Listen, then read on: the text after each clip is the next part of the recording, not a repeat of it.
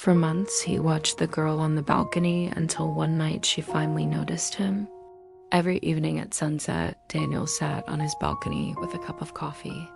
Across the street, on another balcony, there was a girl. She watered her plants every day at the same time. At first, he didn't think much about it, but slowly it became a habit. He would look up, and there she was. One evening, she noticed him staring. She smiled and waved. Daniel almost dropped his coffee. After that, they started waving every day. Then one evening, she held up a piece of paper. It said, "Hi, neighbor." Daniel laughed and grabbed a notebook. "Hi." Soon they were talking through notes across balconies. Days turned into weeks, until one night Daniel finally shouted, "Coffee tomorrow?" She smiled. Finally,